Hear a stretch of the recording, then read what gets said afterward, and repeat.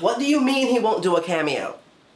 WTF, mofo. I worked my ass off for over a year to get on this website, and now I can't get anybody to do a lousy 10-second cameo? Whatever. Oh well. What's on the agenda for today?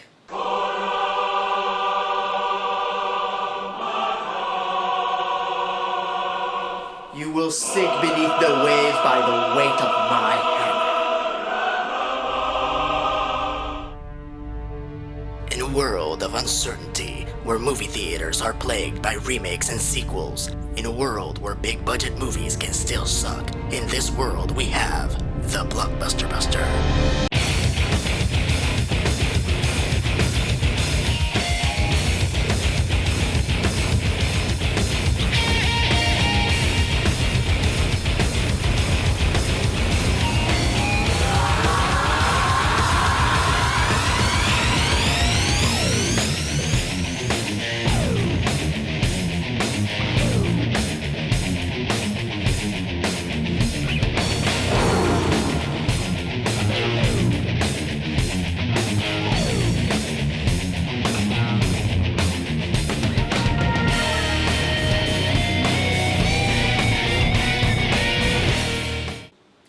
Fanboys and fangirls, I'm ERod and I'm the Blockbuster Buster. Atlantis is...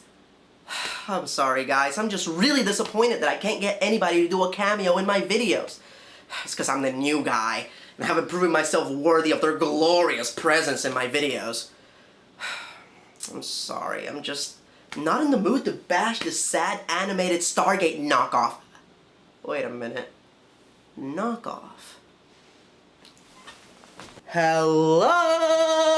I'm the Blockbuster critic. I'm still sitting in front of the same plain white background in spite of the fact that I allegedly changed locations. Now I'm gonna save myself some editing time and show you the trailer.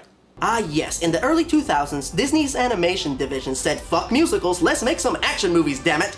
And thus came this pseudo-Jules Verne steampunk Stargate ripoff that I seem to love but everybody else seems to hate. Seriously, this movie makes me feel good! It makes me angry!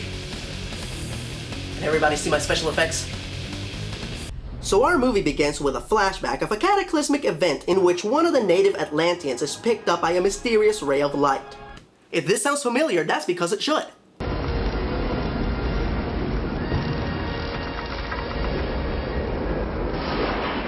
Five seconds into the movie and it's already a massive ripoff? I'm upset. This is me upset. You're upset? This cover sucks! Once again, we have a generic picture of all the characters posing together. Doesn't that just piss you off? That mildly annoys me. So we cut to present date, where we meet Milo Thatch, who rehearses delivering a proposal for an expedition to Atlantis, as he tries to figure out how not to get turned down in the same manner as James Spader.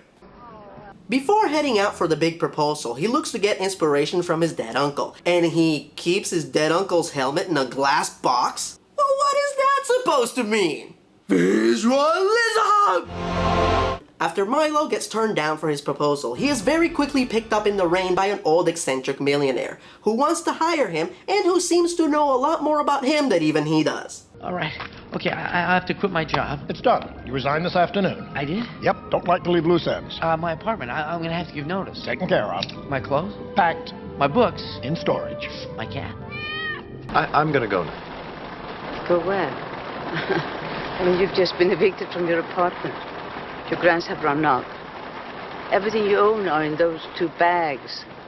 Gee whiz, movie, subtle much? Now what in Beelzebub's beard are you doing here, eccentricus loopy? Pointless cameo time. So Milo is apparently the only one alive that can find Atlantis. Where we'll find the remnants of an ancient highway that will lead us to Atlantis. Kind of like the grease trap in your sink. Anyway, He did it. So he is given a full military force to find the lost city. this is a nice tent. Oh, we each get a tent. That's nice. Among the colorful military team, we find a feisty Latina, a weird French guy, and Father Guido Sarducci? Gunpowder, nitroglycerin, notepads, fuses, wicks, glue, and paper clips, big ones. Well, what in the heck is a 1980s character from Saturday Night Live doing in a Disney movie? Actually, believe it or not, that seemed to be a common practice with the failing Disney movies. as they had Martin Short play the robot from Treasure Planet as Ed Grimley, and Rick Moranis and Dave Thomas played the Moose Brothers from Brother Bear as the Mackenzie Brothers. Did you just out-nostalgia me? Nobody out-nostalgias me. Let me think. How can I bounce back? Okay, I got it. Okay, so that blonde lady's name is Sinclair, and Sinclair was the name of the family in Dinosaurs, and the communications officer in this movie is played by Florence Stanley, who played Grandma Phillips in the Dinosaurs. Ha! What do you have to say about that, Spoon E? Science? Science! I have come to destroy you, Ikara! What the hell are you talking about? We're not supposed to cross over for the 27th time until next week, so get the hell out of my rum. Okay. Wait, what did you just say? I said get the hell out of my rum. And I'm holding a bottle of rum, and this is a map of rum. What? Oh, nothing. So during the voyage, Milo bunks with a tall, muscular black man and a weird French guy with a dirt fetish. Is it just me, or does that sound like the setup for a really weird gay porn? Actually, there isn't such a thing as an Atlantis porn, but there is an Alice in Wonderland porn, and boy, was that a lovely tea party. So our heroes get attacked by a mysterious mechanical monster. But that doesn't happen in Stargate. Oh wait, no, it does. Badass mechanical dogs are fucking hardcore, right, Gary? Oui, mon ami. So our heroes make it past the rampaging robot and begin their subterranean journey to Atlantis, all the while being observed by some cave dwellers from the shadows. Well, that's just pretentious. There is nothing pretentious about it, critic. Shadows provide the kind of anonymity that makes you cool and irresistible to the ladies. So Milo inadvertently leads them to the Atlanteans. Leb a Senec dop do weren top. Let's all do panicked up. You're the linguist. You speak my language. Pardon, mademoiselle. Voulez-vous... Well, that was a bit forward. That is nothing. If it would have been me, I would have told that to put my in their in the back of. Jeez, Buster, that was a bit rude. It's okay. He can get away with saying stuff like that, cause he's French. Ida suamice viator. This is linguam Roma. Wait a minute. What is that language that they're speaking? Actually, they are speaking Ancient Atlantean, which is a language created by Mark Okrand, the creator of both the Vulcan and Klingon languages for Star Trek. And while we're on the subject of Star Trek, did you know that Leonard Nimoy did the voice of the Atlantean King in this movie? Did you just out-nostalgia me? The next person that out-nostalgias me, I'm going to beat them to death with my copy of The Lord of the Rings, which I have to reference at least once every other episode. I'm slightly concerned! Oh boy. So now that our heroes are in Atlantis, lo and behold, the military man has his own agenda. That's a bomb, isn't it? That's what you were looking for. What the hell were you thinking? Luckily, Milo is the only one that can read their language. Nidget? Nidget? Neda. Nida. So the Atlantean princess takes him to read the sacred text that could save them, which is located at the bottom of a pool. What are you doing? You do swim, do you not? I object. Can you believe they would put such degrading and vulgar content in a children's film? Am I the only one in the room that thinks that she should be wearing a 1930s one-piece? Yes. Oui. Yes. No. Wait, I mean yes. So the evil military guy wants to steal the Atlantean power source, so the princess saves it by absorbing it into her own body? Hey, I'm in the corner!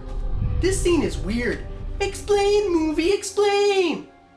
I'm gonna make my face of disapproval. Wait, so she absorbed the crystal into herself? How does that work? It's magic, bitch! So Military Man tries to steal the Crystal Princess so he can take over the world. This gag is terribly overused. Alright, let's go through our exciting climax checklist. Suspenseful hand-to-hand combat? Check. Over-the-top aerial battle? Check. The villain is killed by the very item he was trying to exploit, all the while simultaneously destroying the means of his escape? Check, check, and check. Oh, and the villain isn't just killed. He is graphically turned into the very thing that he was trying to use and abuse. Visualism! Damn! So Milo confiscates a great deal of booty and then lives a life of luxury with the rest of the crew. Or did he? Nah, he stays behind just like that other jerk from that other movie. Well, that was a shameful knockoff. Any thoughts? I am a grown-up! rum. Anything useful?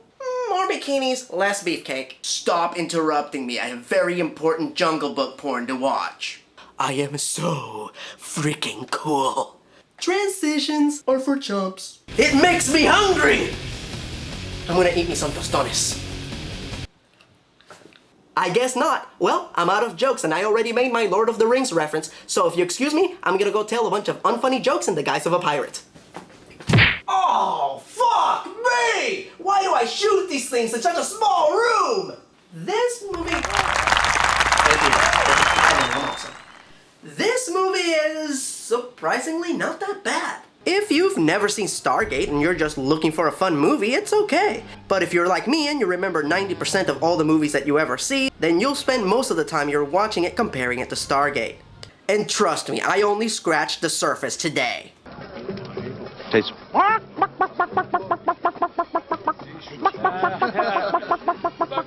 Tastes like chicken. Tastes like chicken. Good. Interestingly enough, this movie was based on the concept art and the ideas of Hellboy creator Mike Mignola. You can even see his influence in a lot of the character design.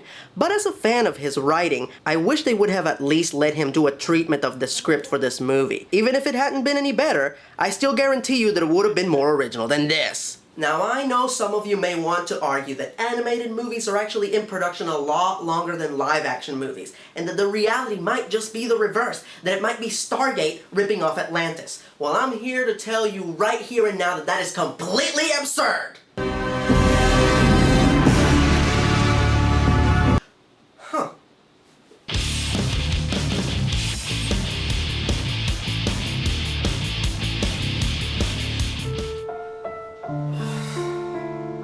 I'm sorry, I just can't find the will. I don't get it! Why won't anybody do a cameo in my videos? I'm just kidding, I'm still gonna hit this thing.